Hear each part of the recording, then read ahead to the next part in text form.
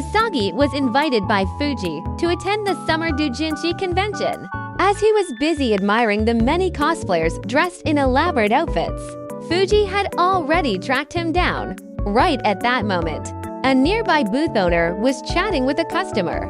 You know, a super hot male artist showed up at the BL Section 28 today. Wait, this was BL Section 28, right? Why were you guys walking around like this? Asagi soon realized that Fuji was selling the manga he had helped assist with. Just as he was about to buy a copy, Fuji suddenly remembered Kawaku's warning. Asagi doesn't really understand these kinds of things. If he got scared off by the content, she'd lose a valuable assistant for future projects. So she refused to sell it to him. And right on cue, Fuji received a message from another artist. Someone had saved a copy of a manga for her. Fuji quickly ran off to grab her reserved manga, while Asagi stayed behind, unknowingly helping Fuji sell books. Watching people buy Fuji's work, he felt genuinely happy. This meant Fuji's art was well loved. Suddenly, a girl rushed up to the booth, excitedly proclaiming, "I'm a huge fan of Fuji-sensei." Wait, the artist is a guy. Panicked, Asagi waved his hands wildly. No, no, no. I'm just an assistant. The girl, still blushing, explained that this was her first time attending a convention, and she was nervous about speaking to Fuji. She asked Asagi to deliver a gift to her instead. Instead of accepting the gift, he handed it back. You should give it to her in person. The girl hesitated, looking extremely nervous. Right at that moment, Fuji returned. A super handsome guy stood before her. Her brain shut down completely. With all the strength she could muster, she screamed, "I'm your biggest fan," before slamming the gift into Fuji's hands and bolting away. Fuji, holding the small gift, blinked in confusion. This was the first time someone had ever called themselves her fan. Asagi turned to her. "Aren't you happy?" Fuji nodded slightly. The next day, Sue received a call from Kawaku, asking her to remind Fuji to come to work. Sue went to Fuji's place, but was completely shocked when the door was opened by Asagi. Her pupils shrank.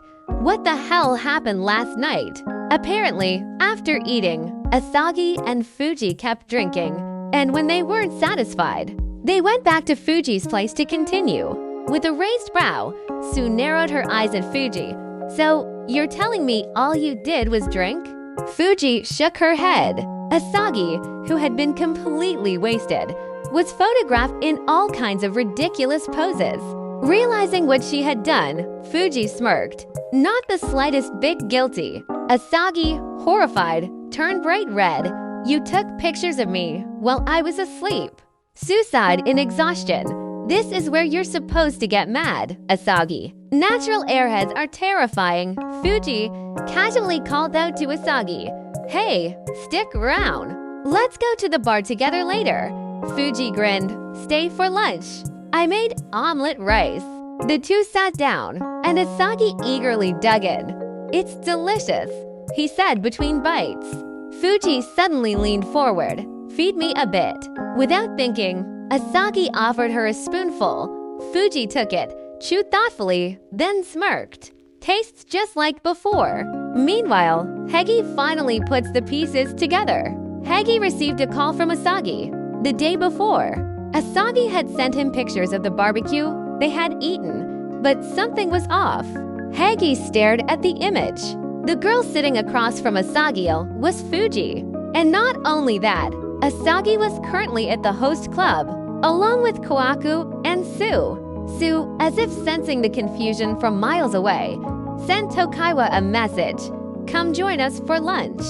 Hegi, still recovering from his earth-shattering realization, was too embarrassed to show up. Tokaiwa, however, did go, and while eating, he noticed something strange. Sue was holding a plushie that looked exactly like him. Confused, he asked, "Where did you get that?"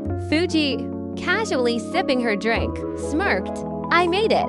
After lunch, Sue suggested playing a word association game, where the goal was to make the opponent flustered.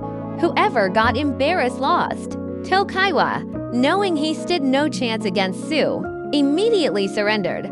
Sue, still holding the plushie, smiled and motioned him closer. "Come here." Tokaiwa hesitated. "Why?"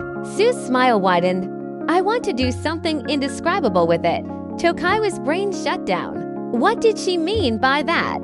Panicked, he jumped back. Was she using it as a voodoo doll? At that moment, Tokaiwa became a whole new species of dumbfounded.